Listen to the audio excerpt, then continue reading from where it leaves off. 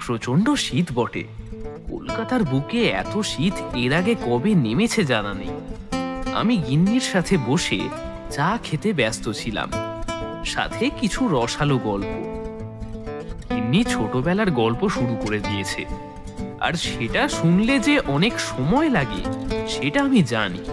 কাজেই আমি চুপচাপ শুনে যাচ্ছি, আর মাঝে মধ্যে খালি হু হা করে যাচ্ছি। দুজনেরই শরীরে মোটা শালের চাদর নেওয়া আছে। এখনো কিছু বাড়িতে শাঁখের আওয়াজ হয়ে চলেছে। রাস্তায় গাড়ির চাকা ঘষার শব্দ হচ্ছে।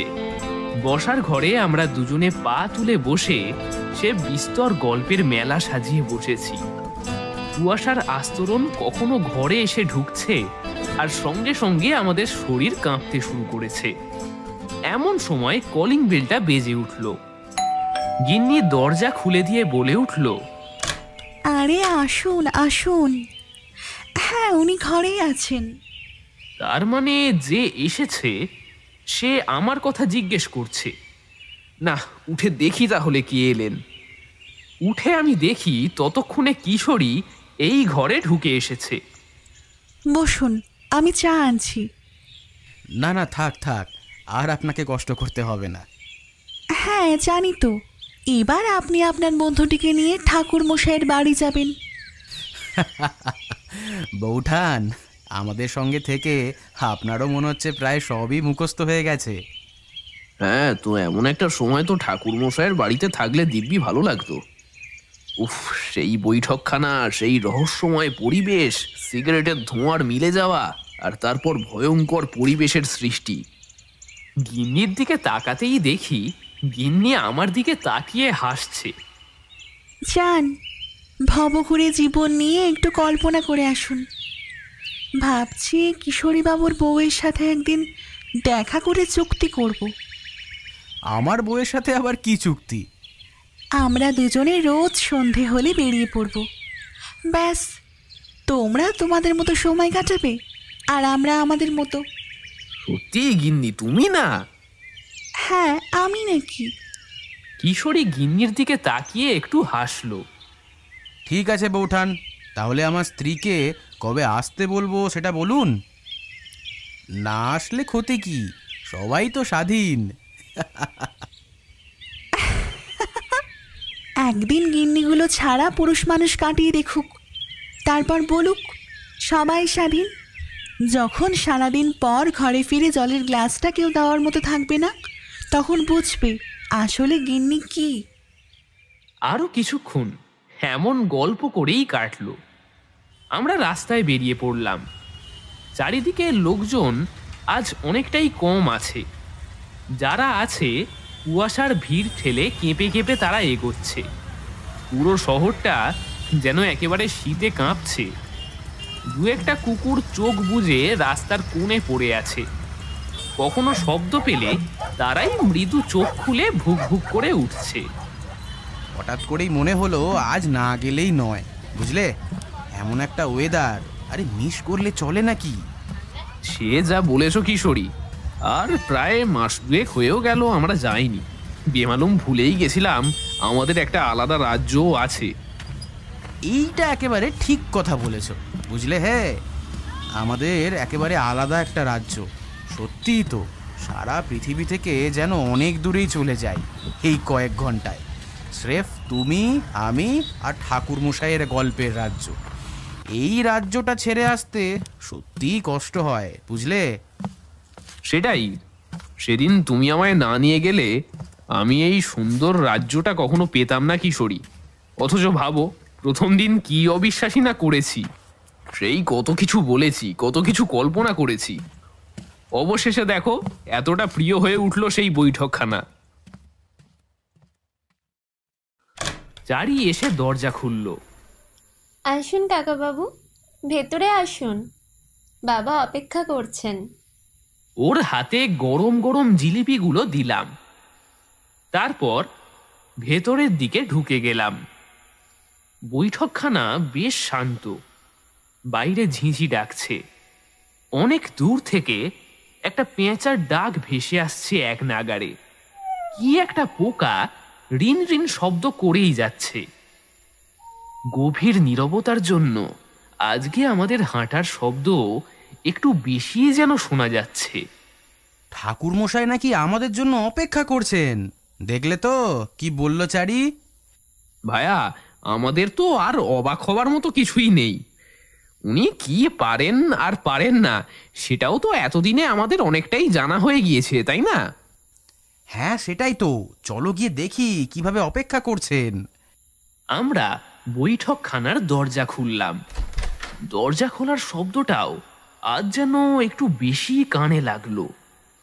ভেতরে ঢুকে দেখি থমথমে ঘরটার ভেতরে তক্তপোষের ওপর তারানাথ জ্যোতিষী চোখ বুজে আছেন।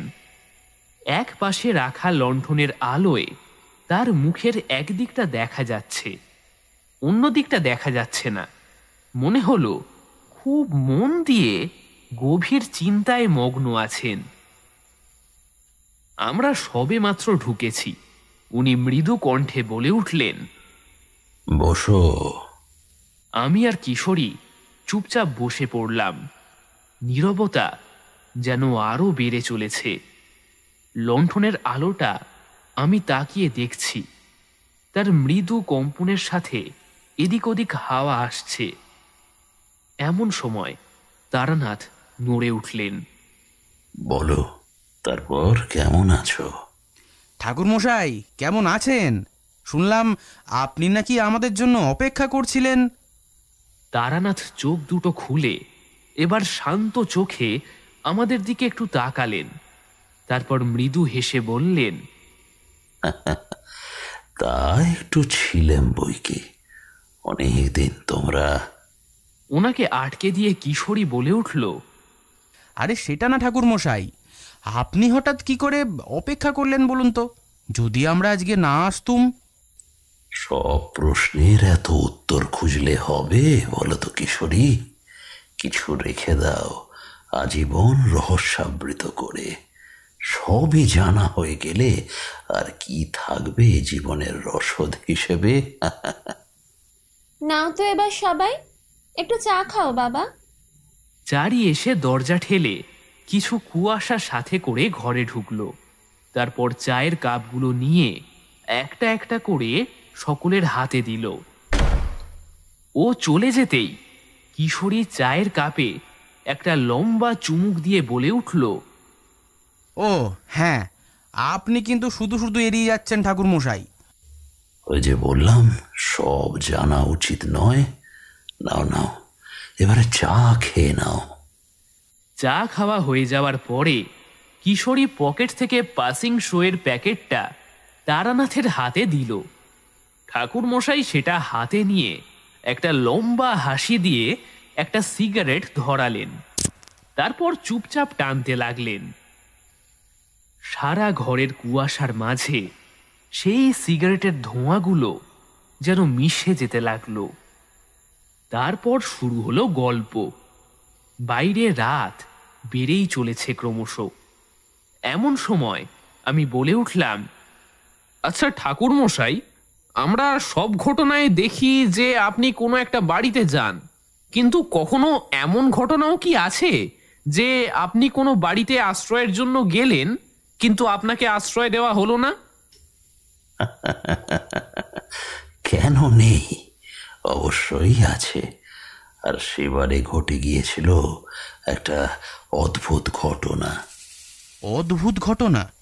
কেমন ঠাকুর মশাই? এই যে বললে সব বাড়িতেই আশ্রয় নেওয়া সহজ হয়েছিল কিনা, হ্যাঁ, একটা অভিজ্ঞতা ব্যতিক্রম আছে বুঝলে। কেমন ঘটনা ঠাকুর মশাই বলুন না, আজ না হয় সেটারই গল্প হোক। এই শীতে আমরাও গল্প শোনার লোভ সামলাতে পারছি না। আড্ডা কিন্তু বেশ ভালো রকমের জমে যাবে ঠাকুর মশাই। নিন, আপনি আর দেরি না করে গল্পখানা শুরু করুন তো। হ্যাঁ, বলাই যায়। শীতও বেশ জাঁকিয়ে পড়েছে। আড্ডাখানা একটা ভূতের গল্প ছাড়া যেন করুণ অবস্থা, তাই না? সে আর বলতে ঠাকুর মশাই। চলো তবে মন দিয়ে বসো, আমি সেই গল্পটা তোমাদের বলি। যেই বাড়িতে আশ্রয় নিতে আমার সমস্যা হয়েছিল, তবে কারণ আছে একটা, আর যেটার সমাধান করতে আমায় থেকে যেতে হয়েছিল সেই বাড়িতে। তবে বলে রাখছি, এই গল্পটা কিন্তু একটু ভিন্ন। এখানে কিছু মুখোশধারী লোকের দেখা পাবে, যাদের আমরা ভালো ভেবে থাকি সর্বদা। কতটা আগ্রহ নিয়ে যে আমরা এসেছিলাম তার হিসেব নেই। বাইরে কুয়াশা টুপটাপ শব্দ করে বৃষ্টির ফোঁটার মতো করেই পড়ছে। তার মাঝে চারি জিলিপি আর মুড়ি 3 জনের জন্য দিয়ে গেল। আমরা খেতে খেতে তারানাথের দিকে তাকিয়ে থাকলাম। সাধারণ লোকটা এবার কেমন একটা অন্যরকম হয়ে উঠছেন। আসলে গল্প বলার মুহূর্তে ওনাকে একটু অন্যরকম লাগে বই কি। ঠিক তান্ত্রিকের রূপটা এই সময় দেখা মেলে।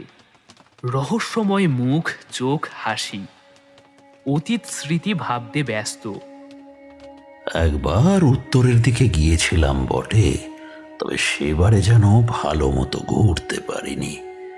কনকলতার ঘটনাটা আমার সামনে এসেছিল, সেটাই মেটাতে গিয়ে জানোই তো বেশ কিছুদিন লেগেছিল।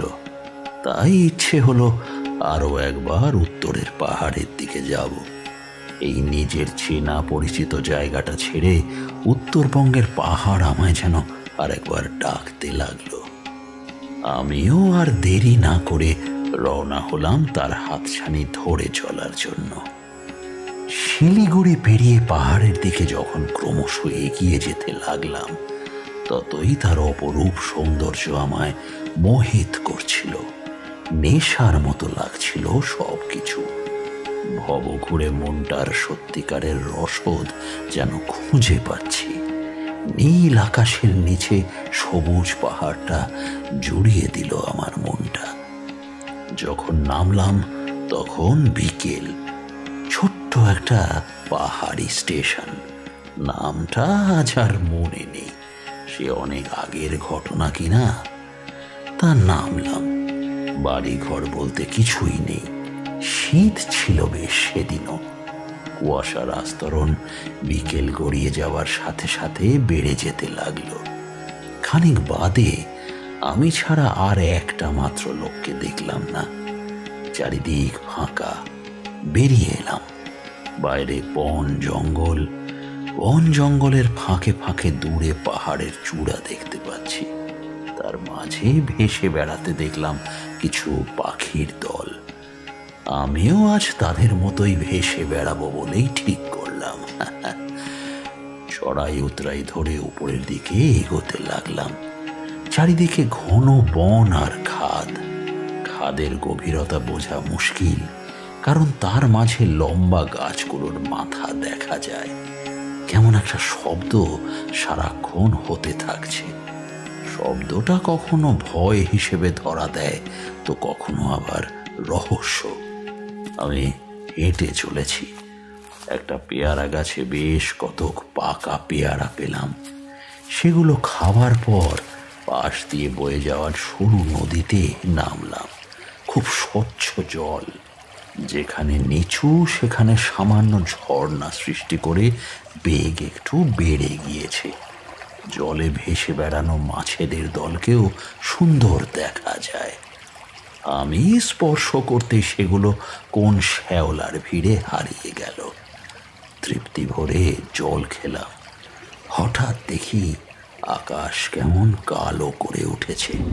কেমন একটা শীতল বাতাস চারিদিকে বয়ে যাচ্ছে। গাছে গাছে পাতার ডালের মাঝে সেগুলো সরসর শব্দ সৃষ্টি করছে। এবার এখানে আশেপাশে বাড়িঘর কিংবা মন্দির একটা কোথায় পাবো? যদি বৃষ্টি বা ঝড় নেমে আসে, তবে আমি আশ্রয় নেব কোথায়? পা চালাতে শুরু করলাম। ক্রমশ উপরের দিকে যেতে লাগলাম। এই পাহাড়ের কোথাও না কোথাও একটা থাকার মতো জায়গা পেলে বাঁচি, কিন্তু আদৌ গ্রাম কি পাবো? দ্রুত পা ফেলে ফেলে এগিয়ে যাওয়ার সময় আচমকা আকাশে বাজ পড়ার শব্দ হলো। আরো জোরে এগিয়ে যাওয়ার পর একটা বড় অট্টালিকা চোখে পড়ল। পাহাড়ের গায়ে সুন্দর একটা বাড়ি, তার উপরে আরো কতগুলো ছোট বড় বাড়ি। এদিকে আকাশ আরো কালো হয়ে উঠেছে। একদিকে অন্ধকার আকাশ আর একদিকে কুয়াশা। এই দুয়ের মাঝে ভয় একটু লাগছে বই কি। বাড়ির সিংহদুয়ারের দিকে এগোলাম। দুজন প্রহরী দাঁড়িয়ে আছে। আমি তাদের কাছে গিয়ে বললাম, শুনছেন? হ্যাঁ, বলুন। উত্তর দেওয়ার পর দুজনেই আমার দিকে অবাক হয়ে তাকিয়ে রইল। আমার গেরুয়া পোশাকের দিকে কিছুক্ষণ যে তাকিয়ে রইল সেটা বুঝলাম। আরেকজন বলে উঠল, আপনি? আমি কাঁচু মাচু হয়ে বললাম, আসলে বাইরের আবহাওয়া খুব খারাপ। এখানে যদি একটু থাকার জন্য জায়গা পেতাম, মানে আপনাদের বাড়ির কর্তাবাবুকে একটু যদি ডাকতেন। যান যান, এখানে কোনো তান্ত্রিক জাতীয় লোকের আসার অনুমতি নেই। আমার অবাক লাগলো। বললাম, মানে? এর আগেও তো একজন এসেছিল, আর তার জন্যই বাড়িতে এখন এমন একটা খারাপ সময় যাচ্ছে। তান্ত্রিক এতটা ক্ষতি করে গিয়েছে, কাজেই এই বাড়ির কেউই আর তান্ত্রিক গোছের লোককে পছন্দ করেন না। আপনি এখান থেকে চলে যান, কারণ কোনো লাভ হবে না। আপনারা আমার কথাটা শুনুন। আমি কোনো খারাপ অভিসন্ধি নিয়ে আসিনি। আমি কেবল এই ঝড় জলে আশ্রয় নেবার জন্য একটু আশ্রয় খুঁজছি। আপনি আপনাদের কর্তামশাইকে একবার খবর দিন। আমি ওনার সাথে একবার কথা বলি, তারপর ওনার যদি মনে হয় আমি খারাপ, তবে না হয় আমি চলে যাব। একটু পর এলেন জমিদার রাজেন্দ্র সিংহ। উনি আমার সামনে এসে দাঁড়িয়ে আমায় দেখতে পেয়েই নাক সিটকে বলে উঠলেন, আবারও একই জিনিস। আপনি আবার কোন অশুভ সংকেত হয়ে এসেছেন? কাঁটা দিয়ে কাঁটা তুলতে হয় জানেন তো। দেখুন, এটাও তো হতে পারে যে আপনার সেই সমস্যা আমাকে দিয়ে সমাধান হতে পারে। আমি এক তান্ত্রিক, ঘুরতে এসে আটকে পড়েছি। আসলে এই আবহাওয়া দেখে আমার মনে হচ্ছে শীঘ্র ঝড় জল নামবে। অনেক খুঁজে আপনার বাড়িটাই প্রথম দেখলাম। আমায় বিশ্বাস করুন, সকালে চলে যাব। অবশ্যই, আপনি আমার সাথে ভেতরে আসুন। ভিতরে যাওয়ার আগে উনি আমার পা ছুঁয়ে প্রণাম করলেন। বুঝতে পারলাম উনি লোকটা খারাপ নন। হতে পারে কোনো একটা ঘটনা তার মনে তান্ত্রিক ব্যাপারটার উপর খারাপ চিন্তা এনে দিয়েছে। ভিতরে যেতে যেতে নরম সুরে বললেন, আসলে কি বলুন তো ঠাকুরমশাই, এত বড় বাড়িটাতে কোনো সুখ শান্তি নেই। কদিন আগে ঘটে যাওয়া একটা ঘটনা আমাদের এমন একটা পরিস্থিতির মাঝে ফেলেছে, কাজে আমি কেন, আমাদের সারা বাড়ির কোনো লোকই তান্ত্রিক ব্যাপারটাকে ভালো চোখে দেখছে না। আপনি আসুন। আপনাকে আমার তেমন খারাপ বলে মনে হচ্ছে না, যদিও মানুষ চেনা বড়ই কঠিন। তবে একটা কথা, বিশ্বাস করাটা আমাদের ধর্ম। এবার যার উপর বিশ্বাস করি, সে যদি সেটা ভেঙে ফেলে, সেটা তার কাছে। অনেক বড় জমিদার বাড়ি। রাজেন্দ্রবাবু বাদেও আছেন রাজেন্দ্রবাবুর মা মালা দেবী, রাজেন্দ্রবাবুর ভাই শেখর বাবু, রাজেন্দ্রবাবুর দুই ছেলে অশোক ও ভূষণ, তা বাদেও একজন বোন কাঞ্চনা। অশোক ও ভূষণের স্ত্রীদেরও একটা করে পুত্র সন্তান। অন্যদিকে রাজেন্দ্রবাবুর ভাই শেখর বাবুর এক ছেলে এক মেয়ে। ছেলে বাইরে ব্যারিস্টারি পড়ছেন, মেয়ে বিবাহিত। বাড়িতে থাকা সকলকে দেখলেও রাজেন্দ্রবাবুর মেয়েকে দেখলাম না। হতে পারে কোনো কাজে ব্যস্ত। বাড়ি ভর্তি কাজের লোক। আমায় তারাই উপরের ঘরের দিকে নিয়ে গেল। ঘরে এসে ঢুকতেই প্রবল আকারে ঝড় ও বৃষ্টি শুরু হলো। হাত মুখ ধুয়ে ঘরে বসলাম। বাড়িটাতে এবার কেমন একটা অনুভূতি হতে লাগলো। না, ঠিক নেই বাড়িটা। কোনো না কোনো খারাপ কিছু জুড়ে আছে বাড়িটার সাথে। আমার খাবার ডাক এলো। দেখলাম অপেক্ষা করছেন রাজেন্দ্রবাবু। আমায় সিঁড়ি দিয়ে নামতে দেখেই বললেন, আসুন, চলুন খাবার খেয়ে নেবেন। সারাদিন নিশ্চয়ই কিছু খাওয়াটা হয়নি আপনার। আমার অভ্যেস আছে। আমার ইচ্ছে হলেই তো যেদিকে চোখ যায় সেদিকে বেরিয়ে পড়ি। খিদে তেষ্টা আমায় তেমন ভাবায় না রাজেন্দ্রবাবু। এবার দেখলাম গম্ভীর থাকা লোকটাও হেসে ফেললেন। তা বেশ ভালো একটা জীবন তো। আমায় নিয়ে যাবেন নাকি একবার আপনার সাথে? এই সংসার ঘর এইসব আর আমার একদমই ভালো লাগছে না। রাজেন্দ্রবাবুর মা হাসলেন। তবে তো বাবা আমায়ও বেরিয়ে পড়তে হয়। তোদের এখনই যদি সংসারের ওপর অরুচি আসে, তবে আমার তো পাতে নেওয়ার মতো অবস্থাও নয়। যাক, আমরা খেতে বসলাম। রাজেন্দ্রবাবু জোর করে করে খাওয়াতে লাগলেন। পরোটা, আলুর দম, বেগুন ভাজা, ডাল, শেষ পাতে দই মিষ্টি। খেয়ে আবার ঘরে চলে এলাম। জানলা খুলে দিয়ে ভেজা প্রকৃতির দিকে তাকিয়ে দেখছি চারিদিক কেমন শুনশান একটা পরিবেশের সৃষ্টি হয়েছে। চারিদিকে পাহাড়ের নীরবতা, সাথে ঝিঁঝি আর ব্যাঙের ডাক তো আছেই। এমন সময়ে সারা বাড়িতে দেখলাম একটা তুলকালাম কাণ্ড শুরু হলো। পুরো বাড়ির লোক যেন কেমন একটা গুঞ্জন করছে, সাথে কারোর চিৎকার করার কণ্ঠ এবার শুনতে পেলাম। তাড়াতাড়ি পা চালিয়ে আমিও নিচের দিকে রওনা হলাম ব্যাপারটা দেখার জন্য। সিঁড়ির দিকে এগিয়ে গেলাম। অবশেষে বসার ঘরের দিকে নেমে দেখি কোনো একজন ঘরের একটা কোণে বসে হাত পা ছুঁড়ছে, আর তার চারদিকে সকলে দাঁড়িয়ে তাকে ধরার চেষ্টা করছে। মা চল, আমি তোকে ঘুম পাড়িয়ে দেব। চল মা। এ মা, এমন করতে আছে নাকি? চল, আমি তোকে গল্প শোনাবো। তোর মনে আছে কত সুন্দর সুন্দর গল্প শোনাতাম আমি তোকে? তখনই একটা কর্কশ কণ্ঠে মেয়ের কণ্ঠ শুনতে পেলাম। না না, তোমরা আমায় যেতে দাও আগে। কেন এমন করে আটকে রাখছো আমাকে? যেতে দাও। ততক্ষণে আমি ওখানে পৌঁছে গেছি। আমায় দেখে শেখরবাবু বলে উঠলেন, এই তো, এ আমাদের কাঞ্চনা ঠাকুর মশাই। ওকে তখন এজন্যই দেখেননি। রাজেন্দ্রবাবু আমার দিকে তাকালেন। হ্যাঁ ঠাকুর মশাই, ও আমার মেয়ে কাঞ্চনা। ওকে নিয়ে আমাদের যত সমস্যা। সব ভিড় ঠেলে আমি কাঞ্চনার দিকে এগিয়ে গেলাম। দেখলাম এবার সব ফেলে সে আমার দিকে ড্যাব ড্যাবে চোখে কেমন করে একটা তাকিয়ে রইল। চোখের পাতা নড়ছে না। সত্যি কাঞ্চনা খুবই সুন্দর দেখতে। পান পাতার মতো গোল মুখের উপর গোল গোল দুটো চোখ, টিকালো নাক, পাকা গমের মতো গায়ের রং, লম্বা এক মাথা কোঁকড়ানো চুল। শুধুমাত্র এলোমেলো বলেই একটু কেমন লাগছে, তবে রূপে বলা গেলে দুর্দান্ত। আমি তার পায়ের কাছে হাঁটু মুড়ে বসলাম। এনারা সবাই তোমায় কোথায় যেতে বাধা দেয় কাঞ্চনা?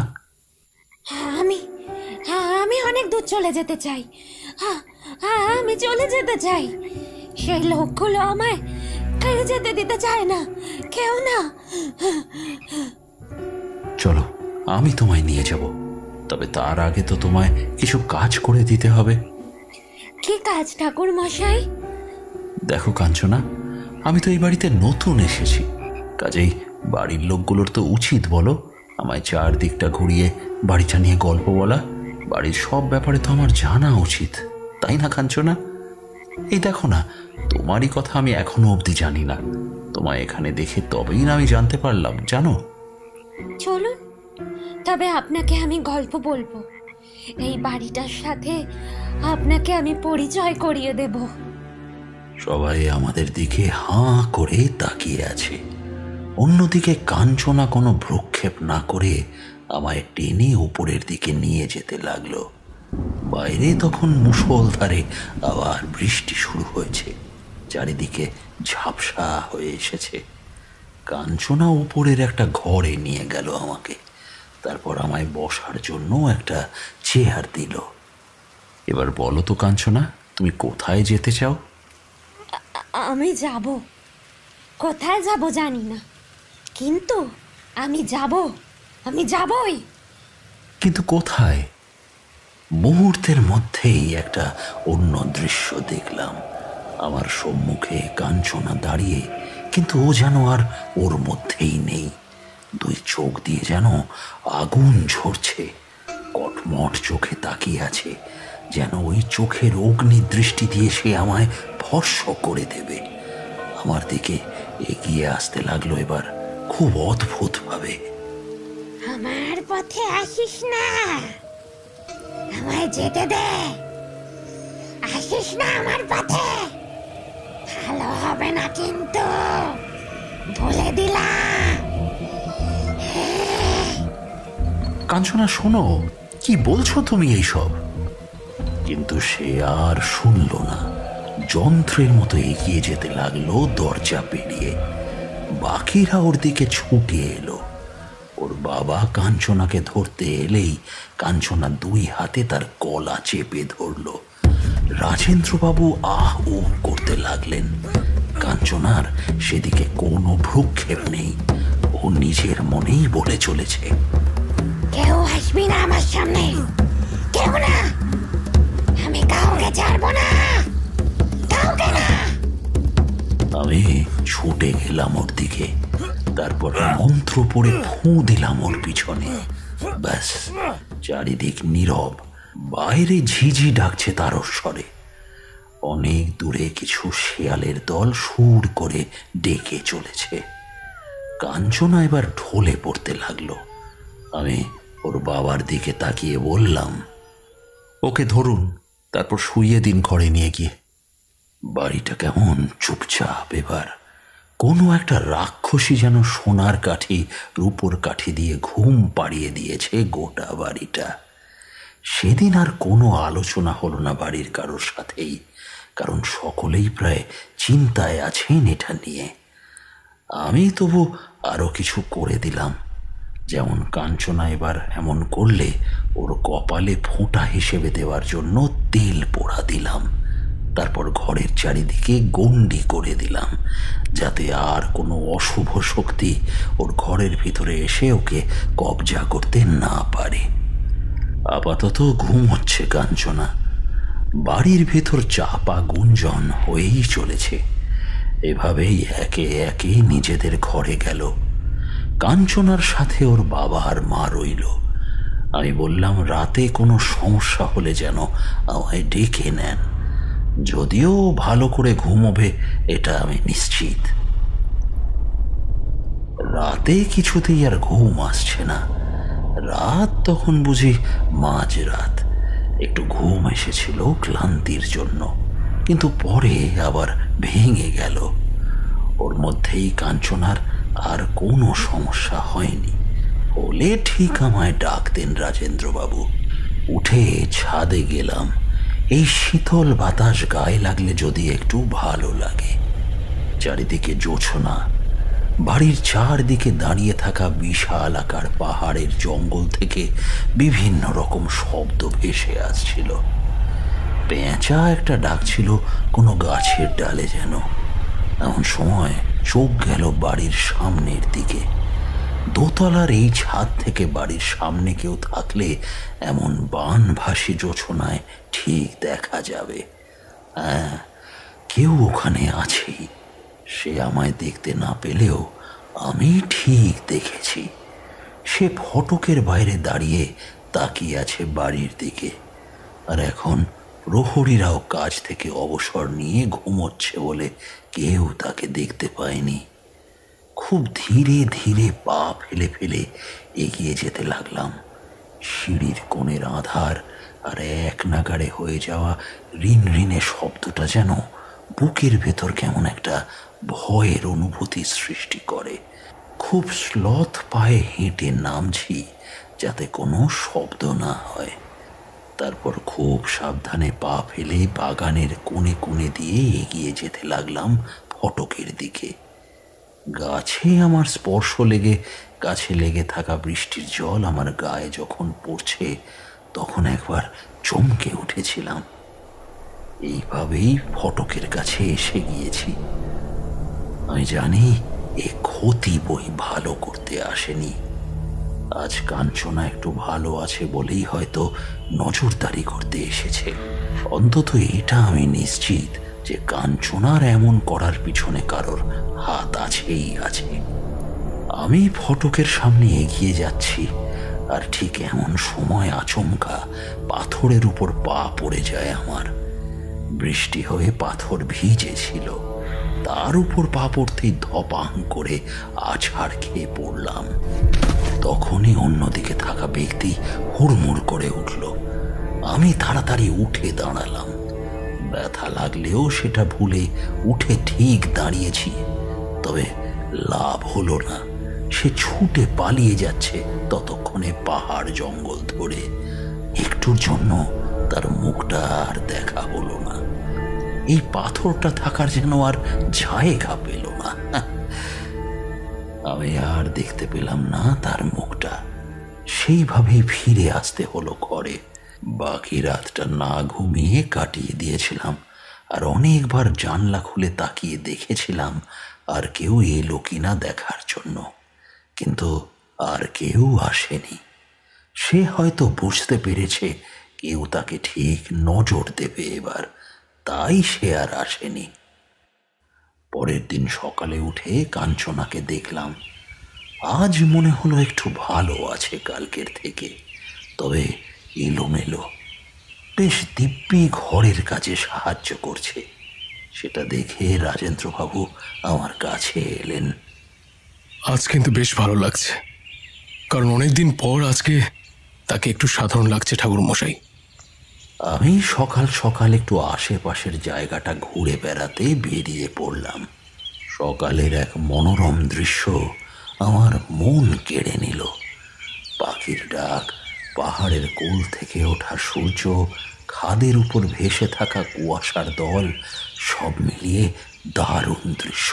সব মিলিয়ে ফিরে এলাম তখন বাড়িটা আবারও দেখলাম নিয়ে গেছে। এতে সন্দেহ লাগলো। তাড়াতাড়ি বাড়ির ভিতরের দিকে ছুটে গেলাম। তারপর দেখলাম সকলে আবার সেই একইভাবে মাথায় হাত দিয়ে বসে আছেন। আমি ঢুকতেই রাজেন্দ্রবাবু আমার দিকে ছুটে এলেন। আপনি এলেন? হ্যাঁ, কিন্তু কেন, কি হলো? কাঞ্চনা কাঞ্চনা আবার আগের মতন করছে। কেমন? ভালো হবে না কিন্তু, আমায় ছেড়ে দে তোরা, নইলে মনে রাখিস আমি কিন্তু কাউকে ছাড়বো না।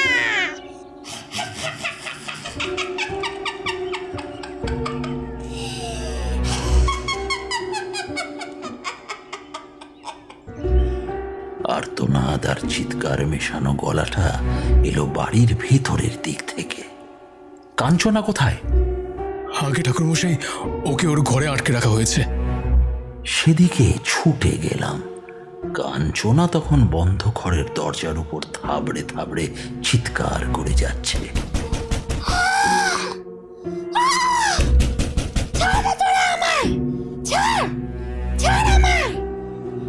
শেষ করে দেবো গোটা পরিবার।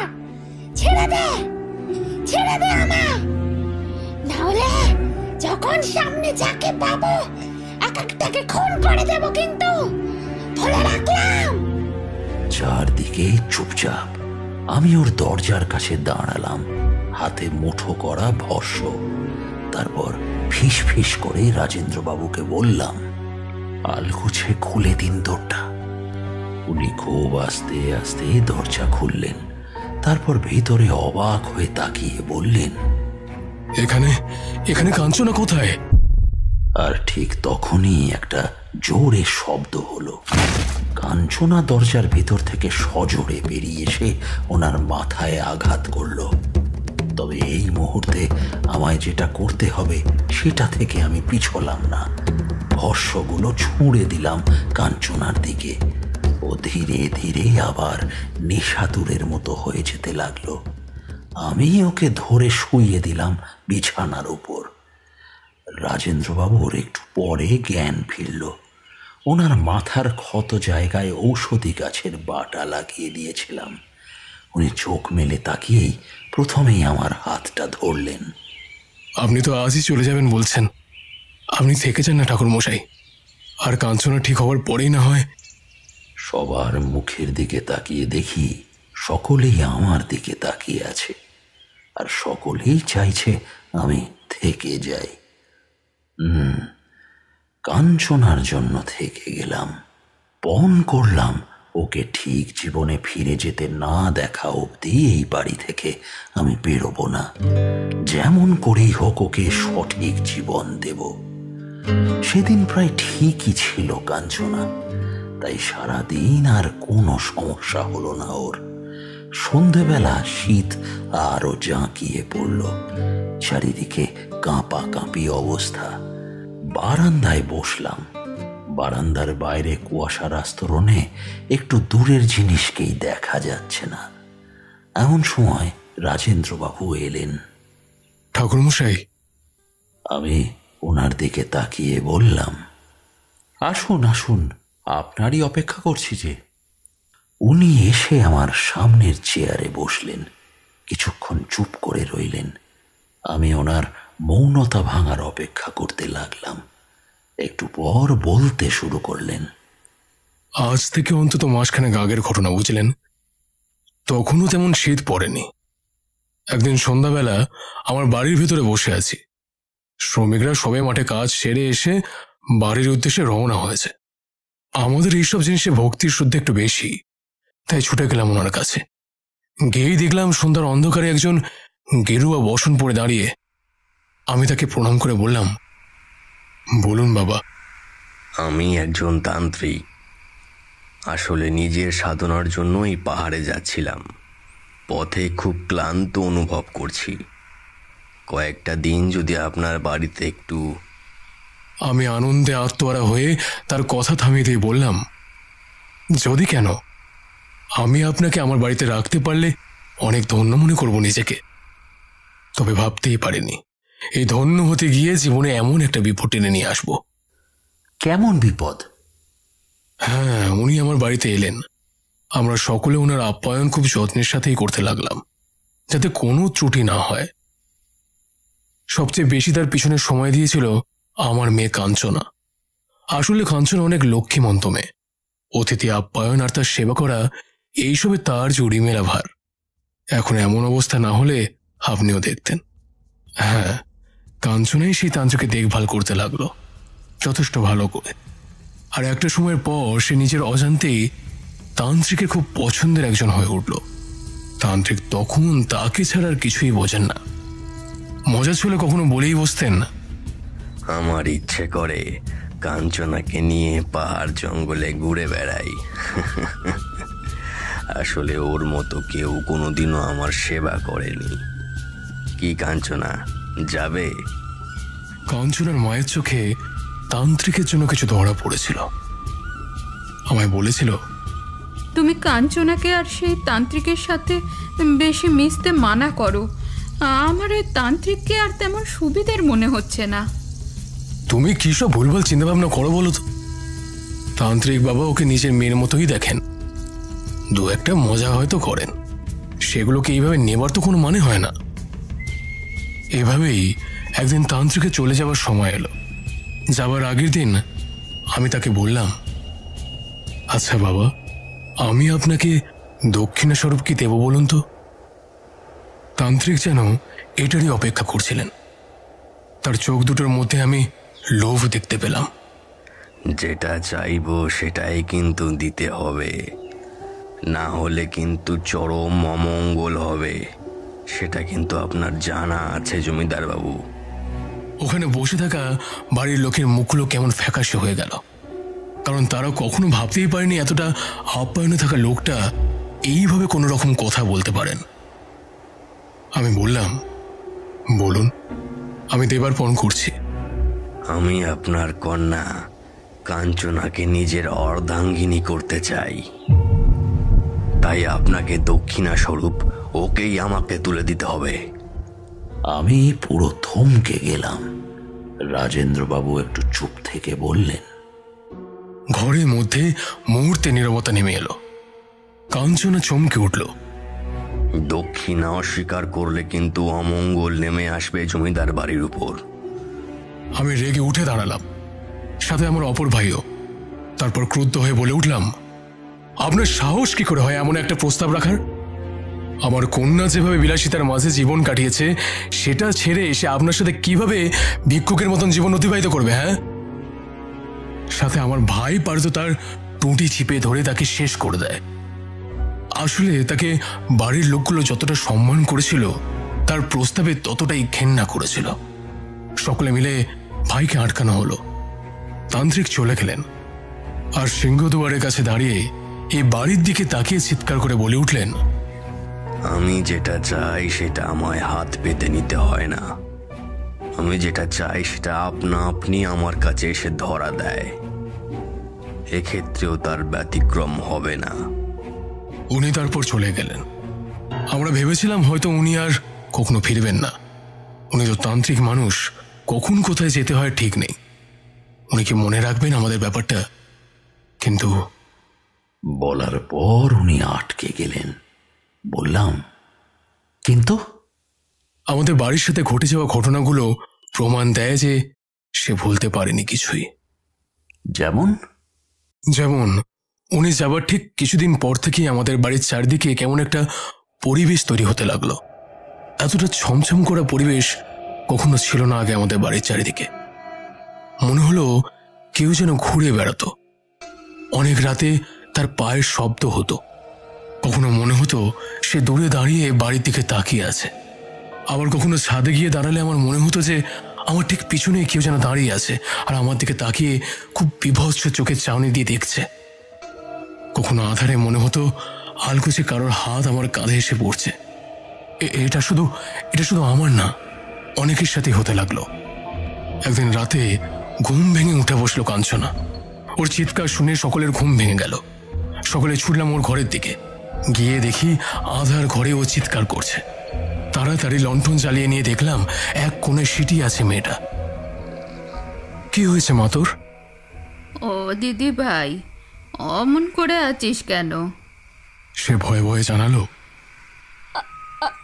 আমি অনেকদিন থেকে একটা বাজে স্বপ্ন দেখছি।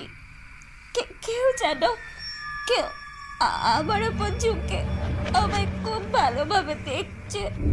তার বিমর্ষ মুখটা আমার ঘুমন্ত মুখের ওপর। আর আজ সত্যি আমি তাকে দেখেছি। এই স্বপ্নটা আজকেও দেখার পর আমি চোখ মেলে তাকিয়েছি।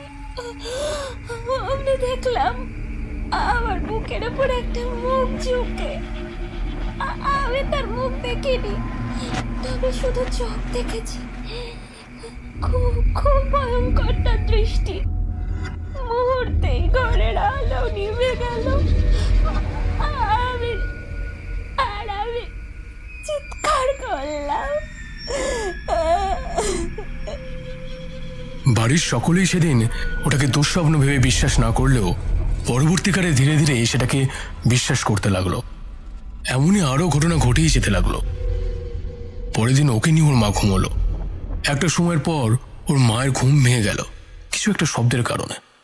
নিভতে থাকা লণ্ঠনে ঘরটা আবছা আবছা আলো। তখন সে আলো আধারের মাঝে এসে দেখতে পেল আমাদের কাঞ্চনা উঠে দাঁড়িয়ে যন্ত্রের মতন হেঁটে যাচ্ছে দরজার দিকে। সে পিছন থেকে ডাকলেও সাড়া দিচ্ছে না, শুনতেই পাচ্ছে না। ঘড়ির মতো যেন এগিয়ে চলেছে। দরজার বাইরে গিয়ে তখন কাঞ্চনা সিঁড়ির দিকে এগোচ্ছে। চারিদিকে লণ্ঠনের কাঁপা কাঁপা আলো। মাঝখান দিয়ে কাঞ্চনা কি অদ্ভুতভাবে হেঁটে চলেছে। বাইরে ঝিঁঝি ডাকছে তারস্বরে। সারা বাড়ি ঘুমিয়ে, সাথে কারোর একটা খুব ফ্যাকাশে কণ্ঠ বাতাসে ভেসে আসছে। এসো কাঞ্চনা, এসো। আরো আছে, এসো। আমি প্রতীক্ষিত কাঞ্চনা, এসো এসো আমার কাছে। এই ভয়ঙ্কর দৃশ্য দেখে চিৎকার করে উঠেছিল কাঞ্চনের মা। সারা বাড়ি তখন জেগে উঠল। তখনও কাঞ্চনা সেই সিঁড়ি বেয়ে নামছিল। নাইলে সেদিন কি হতো জানি না। ওকে ধরে চোখে মুখে জল দেওয়া হলো। তারপর সে একটু সুস্থ হলো। সেই শুরু। তারপর থেকে অনেক তান্ত্রিক কবরেজ অনেক কিছুই নিয়ে আসা হলো, কিন্তু একটাও কাজে দিল না। একটার পর একটা ঘটনা ঘটেই যেতে লাগলো। এই ভোগান্তির কিছুতেই আর শেষ হচ্ছে না। আমরা নিশ্চিত ওই তান্ত্রিক এই সব কিছু করছে। কিন্তু যিনি তান্ত্রিক তিনি তো লোভ, কাম, ক্রোধ এগুলোর ঊর্ধ্বে থাকেন। তিনি তান্ত্রিক হলে তো এইভাবে উশৃঙ্খলতার সৃষ্টি করতেন না, না তো এইভাবে কারোর মনের বিরুদ্ধে গিয়ে তাকে নিজের করে চাইতেন। আমি তো এইসব কিছু জানি না ঠাকুর মশাই। আপনি চিন্তা করবেন না, আমি দেখছি কি করা যায়। এই সমস্যা সমাধান না করে আমি কিছুতেই যাচ্ছি না, সমূলে এটা শেষ করব। বললাম, কিন্তু ঠিক বুঝতে পারছিলাম না কি করব। সেই তান্ত্রিককেই বা কোথায় পাবো? যাক, সেদিন রাত্রে আমার দু একটা পদ্ধতি অবলম্বন করার পর কাঞ্চনা ভালো মতো ঘুমোতে পারল, তবে সেটা ঘোরের মধ্যে থেকেই। এখনো সে সেই ঘোর থেকে বেরিয়ে আসতে পারেনি। আর সেটা যে কোনো সাধারণ ব্যাপার নয় এটা নিশ্চিত, কারণ যে করেছে সে খুব শক্ত কাজ করেছে কাঞ্চনাকে পাওয়ার জন্য। পরদিন সকালে উঠে একটু পাহাড়ের দিকে গেলাম। আসলে পাহাড়ের দিকে গেলে তার নীরবতা দুশ্চিন্তাকে নিমেষের মধ্যেই ভুলিয়ে দিতে পারে। এই সুন্দর একটা মুহূর্তের জন্য পাহাড়ে তাই অন্যরকম ভালো লাগা থাকে। আমি তাই করলাম। ফিরে আসতেই দেখলাম রাজেন্দ্রবাবু আমার দিকে এগিয়ে আসছেন। আপনার কাছে একজন একটা কথা বলার জন্য বলেছেন। উনি একটু আগেই এসেছিলেন। শুনে তো আমি অবাক। এই জায়গায় আমার সাথে আবার কার কথা থাকতে পারে? এবার আমায় অবাক করে দিয়ে উনি একটা কথা বললেন। সে বললেন যে এই বাড়িতে আজকে রাতে খুব খারাপ একটা ঘটনা ঘটতে চলেছে, তাই বাড়ির সকলেই আজকে একটু সাবধানে থাকবেন, কেমন? আর সাথে আপনাদের বাড়িতে যিনি আছেন তাকেও এই কথাখানা একটু বলে দেবেন। আমি এই বাড়িতে আছি সেটাই বা কিভাবে সে জানলো? তাই প্রশ্ন করলাম, কে উনি? কিছু বলেছেন? কই না তো। ওনার বর্ণনা? এবার ওনার দেওয়া বর্ণনা শুনে আমি অবাক হলাম। আর চিনতে অসুবিধা হলো না, এসেছিলেন অমর জীবন। আমার কাছে না এসে এই বাড়ির লোককে সংকেত দিয়ে গিয়েছেন। মনের ভেতরটা এক স্বর্গীয় শান্তিতে ভরে গেল। তবে পরক্ষণে ওনার সংকেত মনে পড়ল। আমায় উনি সাবধান করেছেন। আমি ঠিক করলাম সন্ধ্যের আগেই এই বাড়ি সুরক্ষার কাজ করব। তবে তার আগে আশেপাশে ঘুরে দেখব, কোথাও যদি তার সন্ধান পাই। আমার খুব দেখার ইচ্ছে থাকে, কে এমন যে এক নারীকে পাওয়ার জন্য এমন খারাপ কার্য করে চলেছে। কিছু একটা খেয়ে বেরিয়ে পড়লাম। বাড়ির লোককে বললাম, ভয় নেই, আমি আছি, কিছু একটা করবই করব। ভগবানের কৃপায় কিছু হবে না এই বাড়ির। আজীবন দুষ্টের দমন হয়ে এসেছে, কেউ কখনো খারাপ কাজ করে জিততে পারেনি। তারপর রাজেন্দ্রবাবুকে বলে বেরিয়ে পড়লাম। সেদিন রোদ উঠেছিল। আমি ক্লান্ত হয়ে যাচ্ছিলাম, তবে থেমে যাইনি। চারদিকের পাহাড় চষে বেড়াতে লাগলাম। আমার লক্ষ্য থেকে আমি একটুও সরে আসিনি। সাথে মনের ভেতরে একটা জেদ চেপে গেল, তাকে আমি সামনে থেকে দেখবই। এইভাবে চারিদিকে দু একটা পাহাড় আমি খুঁজেও কোথাও পেলাম না। একটা সময় ক্লান্ত হয়ে পাহাড়ের পাশে একটা ঝর্ণার পাশের গাছের তলায় বসলাম। ঝর্ণার শব্দ, পাখির ডাক আর ফুরফুরে বাতাস আমার চোখ বুজিয়ে দিল। আর একটা সময়ের পর আমি কোথায় যেন হারিয়ে গেলাম। আমি দাঁড়িয়ে আছি পাহাড়ের কোনো একটা জায়গায়, যার সামনে একটা বেগুনি ফুলের বড় গাছ। তার পাশ দিয়ে একটা খুব খাড়া আর দুর্গম রাস্তা। সেদিকে এগিয়ে গেলাম। অনেক হাঁটছি। অবশেষে একটা জায়গায় গিয়ে কিছু মন্ত্র শুনতে পেলাম। কোনো পুরুষ মন্ত্র পড়ছে। ঘুমটা ভেঙে গেল। আমি যে স্বপ্নে ছিলাম সেটা বুঝতে পারলাম। উঠে দেখি আর কি করা যায়। তার দেখা তো আর পেলাম না। এমন সময় ডান দিকে চোখ গেল। তাকিয়ে দেখি একটা বেগুনি ফুলের গাছ আর তার পাশ দিয়ে চলে গেছে একটা পাথুরে দুর্গম খাড়া পথ। ঈশ্বরকে প্রণাম জানিয়ে বেরিয়ে পড়লাম, এগিয়ে যেতে লাগলাম। আর স্বপ্নের সাথে রাস্তাটা সত্যি মিলে যাচ্ছিল। হাঁপিয়ে গেলেও আর থামলাম না। এইভাবে বিকেল হয়ে এলো। আমি অন্তত 4 ক্রোশ দুর্গম পথ পাড়ি দিয়েছি। আর অবশেষে কিছু মন্ত্রের শব্দ পেলাম। শব্দ অনুসরণ করে এগিয়ে গেলাম, আর জঙ্গলের শেষে একটা গুহা পেলাম।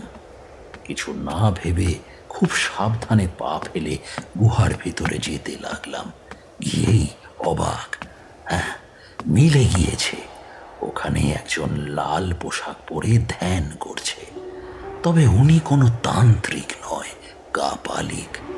এবারে বুঝলাম উনি তান্ত্রিকের পোশাক পরে ঘুরে বেড়ান, একজন ছদ্মবেশী কাপালিক। আরো ভালো করে দেখলাম ভেতরটা, আর লক্ষ্য করলাম উনি দেবী ছিন্নমস্তার ধ্যানে ব্যস্ত। কারণ ওনার সামনে রাখা দেবী ছিন্নমস্তার যন্ত্র, যার উপর ফুল আর নৈবেদ্য সহযোগে উনি পূজা করছেন। দেবীকে জাগ্রত করে খারাপ কাজে লাগাচ্ছেন। আর ঠিক তখনই একটা বাতাস এলো। সেই ব্যক্তির সামনে এসে সে থেমে গেল। কাপালিক চোখ খুললেন, মুখে একটা বিকট হাসি। আজ রাতে তুই আমার নিশানা ধরে যাবি। তারপর সেই বাড়ির ক্ষতি করে মেয়েটাকে নিয়ে আসবি। এত অহংকার না, একেবারে ধুলোয় মিশিয়ে দিবি সব।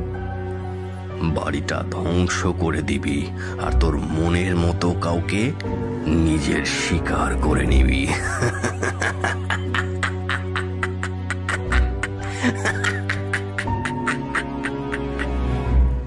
তার অট্টহাসিতে ফেটে পড়ল চারিদিক। বুঝতে পারলাম সেই পিশাচকে পাঠিয়ে দেবে আজ রাতে ওই বাড়ির ক্ষতি করার জন্য।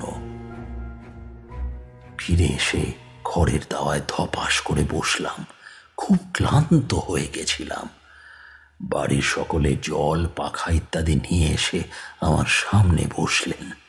আপনি আসছেন বলে গেলেন, তারপর কোথায় গিয়েছিলেন ঠাকুরমশাই? ক্লান্ত গলায় বললাম, আমি এখন কিছু বলতে পারবো না। শুধু আমি যেগুলো বলবো আমায় এনে দিন। আর হ্যাঁ, সন্ধ্যের পূর্বেই বাড়ির কুল দেবতার পূজা সম্পন্ন করবেন। বাড়ির সুরক্ষার জন্য আমার যেগুলো দরকার সেগুলো ফর্দ করে দিলাম। কাজের লোক নিয়ে এলো সেগুলো। তখন বিকেল প্রায় শেষ। তার আগেই বাড়ির কুল দেবতা লক্ষ্মী আর নারায়ণের পুজো হলো ভালো করেই। আর তারপর আমি সারা বাড়ি সুরক্ষার কটা যজ্ঞ করলাম। অবশেষে তার ছাই দিয়ে চারিদিকে গণ্ডি করে দিলাম। যাক, এখন কাঞ্চনা ঠিক থাকলেই হলো। পুরো বাড়ির লোকজন সবাই ভিতরে এলেন। সন্ধে হওয়ার পর বাতাসের একটু পরিবর্তন হলো। শীতের সন্ধে, তার উপর শুরু হতে লাগলো হালকা বাতাস। তবে তখনও তেমন কিছুই হলো না।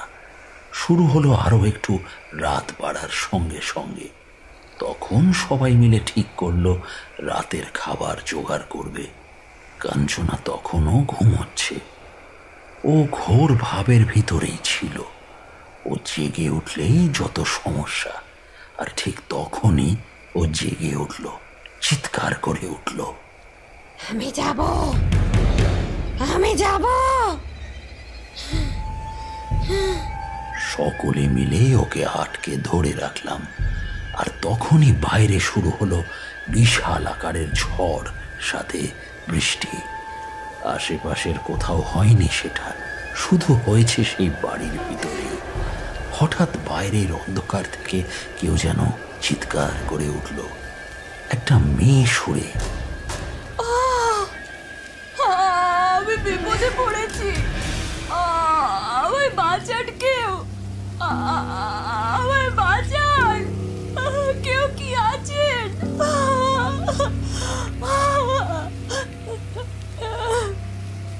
ঝড় বৃষ্টির মাঝে সেই শব্দ এই বাড়ির ভিতরে এলো। বাড়ির লোক যেতে চাইলে আমি বাধা দিলাম। গেলেই এই বাড়ির বিপদ হবে, সেটা একটা মায়া বাড়ির লোককে বাইরে নিয়ে যাওয়ার, তবেই যে তার কাজ কিছুটা এগিয়ে যাবে। একটু পরেই সত্যি সেই চিৎকার থেমে গেল। তবে কাঞ্চনা একটু থেমে থাকলেও আরো শুরু করলো তার মতো করে চিৎকার। তাকে কিছুতেই আটকে রাখা গেল না। তার মধ্যে যেন তখন অনেক বেশি শক্তি। সকলকে একেবারে নিজের থেকে বিচ্ছিন্ন করতে সে সমর্থ হলো। বাইরে তখনও প্রবল ঝড় বৃষ্টি। এমন সময় একটা কণ্ঠ ভেসে এলো, কর্কশ আর ভয়ঙ্কর। কাঞ্চনাকে আসতে দিবি নাকি সকলে মারা পড়বি? বল, আসতে দিবি কিনা? বাড়ির সকলে ভয় পেল। আমি নির্ভয় দিলাম। সে ভয় দেখাবেই, কারণ সে ভিতরে আসতে পারছে না। আর এভাবেই সে একটা সময় ফিরে যাবে, আর শিকার না ধরতে পারার জন্য যে পাঠিয়েছে তাকেই নিজের শিকার করবে। আমি মনে মনে মা ছিন্নমস্তার কাছে প্রার্থনা করে চলেছি। আর এইভাবেই একটা সময় ঝড় থেমে গেল। পরিবেশ একেবারে শান্ত। সবকিছু যেন আগের মতোই, কিছুই যেন হয়নি। তবে চমক লাগলো সকলেরই। গ্রামের প্রান্তের রক্তাক্ত ছিন্ন ভিন্ন অবস্থায় দেখা গেল সেই কাপালিককে। কেউ যেন তাকে শুধুই শিকারই করেনি, অনেক উঁচু থেকে ফেলেও দিয়েছে। মুখটা বাদে তার সারা শরীর কামড়ে খাবার দাগ। বাড়ির লোক বুঝতে পারলেন আমার কথাই মিলে গিয়েছে। আমার কাছে তারা কৃতজ্ঞতা বোধ দেখালেন, আর প্রথমবার আমায় অবিশ্বাস করার জন্য ক্ষমা চাইলেন। আপনি ঠিক ভগবান আমার কাছে।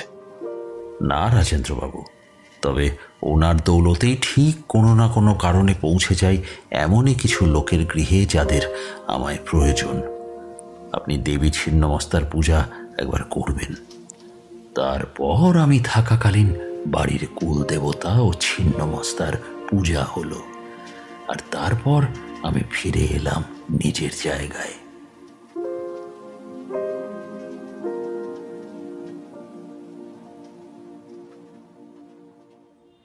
এদিকে রাত বেড়ে গিয়েছে। আমরা তারানাথের কাছ থেকে বিদায় নিয়ে রাস্তায় এলাম। তবে তখনও গল্পের রেশ রয়ে গিয়েছে। আমরা সেই স্থান থেকে তখনও যেন বেরোতে পারিনি।